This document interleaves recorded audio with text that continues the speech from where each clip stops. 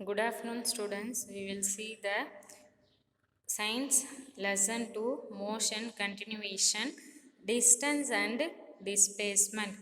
Consider a body moving from the point A. It moves along the path given in the figure 2.1 and reaches the point B.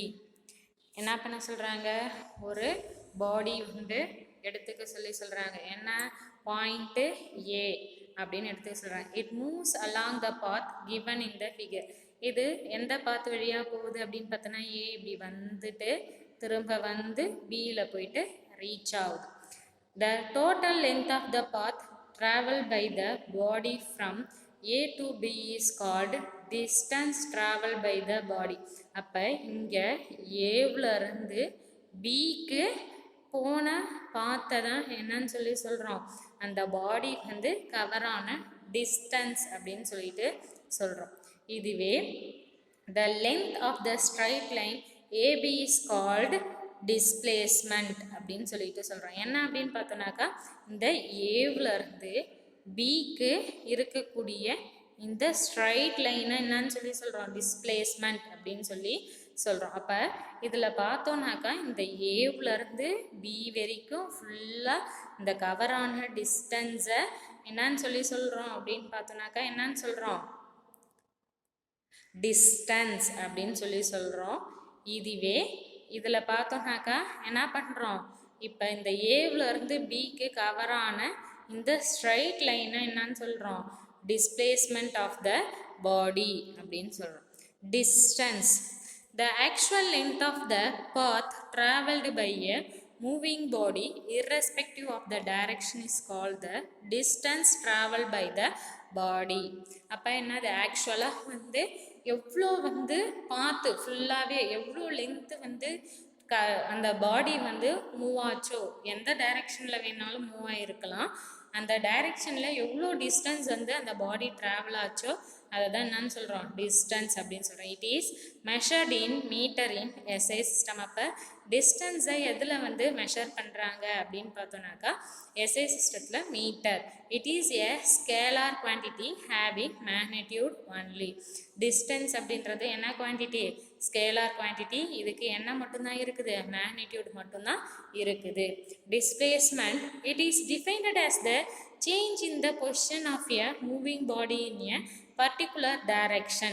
அப்போ displacement அப்படின்னாக்கா என்ன அப்படின்னு பார்த்தோன்னா, அந்த பாடி வந்து எந்த பொசிஷனில் ஒரு குறிப்பிட்ட டைரெக்ஷனில் மட்டும் மூவ் ஆகிறத டிஸ்பிளேஸ்மெண்ட் அப்படின்னு சொல்கிறோம். It is a vector quantity. இது என்னது, வெக்டார் குவான்டிட்டி. இதுக்கு என்ன இருக்குது, having both magnitude and direction. இதுக்கு மேக்னிடியூடும் இருக்குது, டைரெக்ஷனும் இருக்குது. டிஸ்டன்ஸுக்கு எது மட்டும், டிஸ்டன்ஸ் வந்து scalar quantity, displacement vector quantity.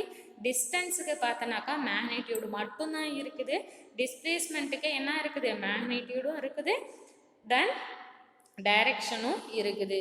It is also measured in metre in SI system. அப்போ இதையும் எதில், எஸ்ஐ சிஸ்டத்தில் டிஸ்பிளேஸ்மெண்ட்டையும் எதில் தான் மெஷர் பண்ணுறாங்க, மீட்டரில் தான் மெஷர் பண்ணுறாங்க.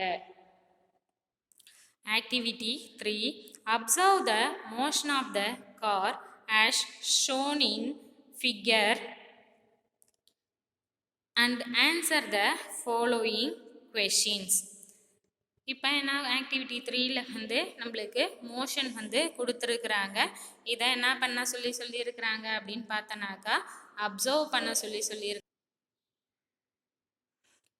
இப்போ இந்த ஆக்டிவிட்டியில் பார்த்தோம்னாக்கா என்ன கொடுத்துட்டாங்க, ஒரு டயக்ராம் கொடுத்துட்டாங்கன்னா அது ஏபி வந்து 4 மீட்டர், பிசி வந்து 3 மீட்டரு, சிடி வந்து 4 metre, AC 5 metre, next AD வந்து 3 மீட்டர் அப்படின்னு கொடுத்துட்டாங்க.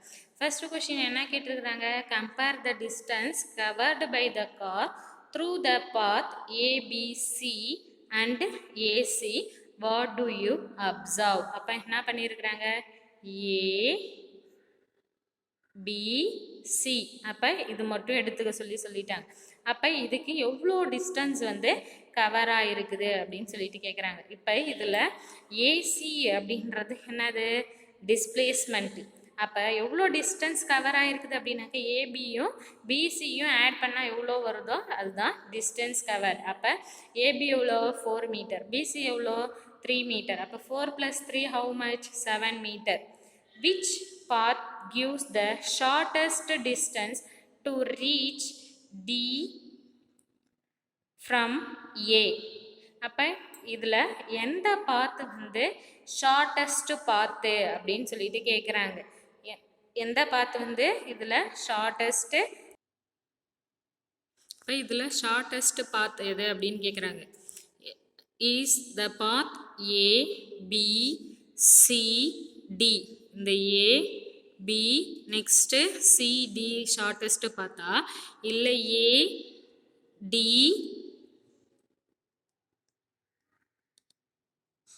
ஏசிடி ஷார்ட்டஸ்ட் பார்த்தா, ஏடி ஷார்ட்டஸ்ட் பார்த்தா அப்படின்னு சொல்லிட்டு கேட்குறேன். இதில் பார்த்தோன்னாக்கா எதுதான் ஷார்ட்டஸ்ட் பார்த்து, ஏடி தான் வந்து ஷார்ட்டஸ்ட் பார்த்து. எதை ரீச் பண்ணுறதுக்கு கேட்டாங்க. What do you which path gives the shortest distance to reach D from A? Dல இருந்து ஏவை ரீச் பண்ணுறது ஷார்ட்டஸ்ட் பாத் எதுன்னு கேட்டாங்க. அப்போ டியில் இருந்து ஏவுக்கு வர்றது தான் என்னது ஷார்ட்டஸ்ட் பாத்து. பார்த்தோன்னாக்கா இதில் இது ஃபுல்லாகவே வந்து கவர் ஆகல. 5 4 9 9 + 3 12 மீட்டர் வரும். நெக்ஸ்ட்டு இது ஃபுல்லாக கவர் பண்ணோம்னா 4 4 + 3 7 7 + 4 11 11 + 3 14 மீட்டர் வரும். இப்போ ஷார்ட்டஸ்ட்டு பார்த்து ரொம்ப கம்மியாக இருக்கக்கூடியது எது அப்படின்னு பார்த்தோம்னாக்கா ஏடி பார்த்து தான் வந்து ரொம்ப கம்மியான பார்த்து. Speed, velocity and acceleration. Speed is the quantity which shows how fast the body is moving, but velocity is the quantity which shows the speed as well as the direction of the moving body. Speed அப்படின்றது ஒரு பாடி, ஒரு பொருள் எவ்வளோ வேகமாக வந்து move ஆகுது அப்படின்றத சொல்கிறது என்னது ஸ்பீடு. ஆனால் வெலாசிட்டி அப்படின்றது எதை வந்து சொல்லுது, ஸ்பீடையும் சொல்லுது, அதே டைமில் அது எந்த டைரக்ஷனில் அந்த பாடி வந்து மூவ் ஆகுது அப்படின்றதையும் சொல்லுது. Velocity is the quantity which shows the speed. அப்போ வெலாசிட்டி அப்படின்ற குவான்டிட்டி எதையும் சொல்லுது, speed as well as the direction of the moving body. இப்போ மூவ் ஆகக்கூடிய பாடி வந்து எவ்வளோ ஸ்பீடில் எந்த டைரக்ஷனில் மூவ் ஆகுது அப்படின்றத சொல்கிறது velocity. Speed is the rate of change of distance or the distance travel in unit time. அப்போ ஸ்பீட் அப்படின்னாக்கா என்ன அப்படின்னு பார்த்தோன்னாக்கா எவ்வளோ டிஸ்டன்ஸில் ஒரு யூனிட் டைமுக்கு எவ்வளோ டிஸ்டன்ஸ் வந்து ட்ராவல் ஆச்சு, எவ்வளோ டிஸ்டன்ஸ் வந்து சேஞ்ச் ஆகிருக்குது அப்படின்றத சொல்கிறது speed. It is a scalar quantity. ஸ்பீடோடைய குவான்டிட்டி என்ன, scalar quantity. The SI unit of speed is. அப்போ எஸ்ஐ யூனிட் ஸ்பீடுக்கு என்ன அப்படின்னு பார்த்தோன்னாக்கா ஃபஸ்ட்டு டிஸ்டன்ஸ் ட்ராவல்டு. அப்போ டிஸ்டன்ஸை எதில் சொல்லுவோம், metre. So m. Next unit time என்னது, எஸ் செகண்டில் சொல்லுவோம். So metre second inverse 1. Speed is equal to distance travelled by time taken. Problem 1. An object travelled 16 meter in 4 seconds and then another 16 meter in 2 seconds. What is the average speed of the object? இப்போ என்ன சொல்லியிருக்கிறாங்க, ஒரு object 4 செகண்டில் வந்து 16 மீட்டரை கடந்திருக்குது. அனதரு 16 மீட்டரை வந்து 2 செகண்டில் கடந்திருக்குது. அப்போ ஆவரேஜாக அதோடைய ஸ்பீட், அந்த ஆப்ஜெக்டோடைய ஸ்பீட் எவ்வளோ அப்படின்னு சொல்லிட்டு கேட்குறாங்க. ஃபஸ்ட்டு நம்ம என்ன கண்டுபிடிக்கணும், டோட்டல் டிஸ்டன்ஸு ட்ராவல் ஆகிருக்கிற டிஸ்டன்ஸ் எவ்வளோ அப்படின்னு கண்டுபிடிக்கணும். Total distance travel by the object. அப்போ டிஸ்டன்ஸ் பார்த்தோன்னா எவ்வளோ கொடுத்துருக்காங்க, 16 மீட்டர் ப்ளஸ் 16 மீட்டர். அப்போ 16 + 16 how much, 32 metre. Total time taken, டோட்டலாக எவ்வளோ time எடுத்துக்கிச்சு.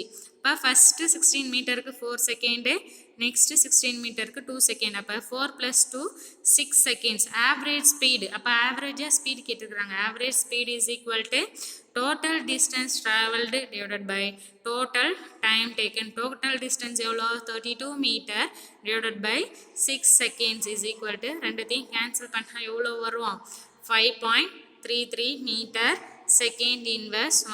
Therefore, the average speed of the object is 5.33 meter second inverse 1. Problem 2. A sound is heard 5 seconds later than the lightning is seen in the sky on a rainy day. Find the distance of location of lightning given the speed of sound is equal to 346 meter second inverse 1. அப்போ sound வந்து நம்மளுக்கு 5 second, lightning வந்து 5 செகண்டுக்கு அப்புறம் தான் வந்து நம்மளுக்கு கிடைக்குது. அப்போ நம்மள என்ன கண்டுபிடிக்க சொல்லி இருக்கிறாங்க அப்படின்னு பார்த்தோன்னாக்கா, எவ்வளோ டிஸ்டன்ஸ் லொக்கேஷனில் வந்து லைட்னிங் வந்து நடந்திருக்குது அப்படின்றத கண்டுபிடிக்க சொல்லியிருக்கிறாங்க. இப்போ இந்த ப்ராப்ளத்தில் பார்த்தோன்னாக்கா நம்மளுக்கு என்னென்ன கொடுத்துருக்குறாங்க, ஸ்பீடு கொடுத்துருக்குறாங்க, எவ்வளோ டைம் இன்டர்வல் அப்படின்றது கொடுத்துட்டாங்க. டிஸ்டன்ஸ் வந்து நம்ம கண்டுபிடிக்கணும். நம்மளுக்கு ஃபார்முலா என்ன தெரியும், speed is equal to distance by time அப்படின்றது நம்மளுக்கு தெரியும். அப்போ நம்ம டிஸ்டன்ஸை மட்டும் இந்த சைடு வச்சுன்னு இது அந்தாண்டு எடுத்துகிட்டு போனோம்னாக்கா என்ன ஆகும், ஸ்பீட் இன்ட்டு டைம் ஆகிடும். அப்போ distance is equal to speed into time. அப்போ பார்த்தோன்னாக்கா எவ்வளோ வந்து நம்மளுக்கு ஸ்பீடு கொடுத்துருக்குறாங்க, 346. நெக்ஸ்ட்டு டைம் எவ்வளோ கொடுத்துருக்குறாங்க, 5. அப்போ 346 இன்ட்டு 5 ரெண்டுத்தையும் மல்டிபிள் பண்ணாக்கா எவ்வளோ வரும் அப்படின்னு பார்த்தோன்னாக்கா 1730 மீட்டர். இப்போ நம்மளுக்கு டைமில் பார்த்தோம்னாக்கா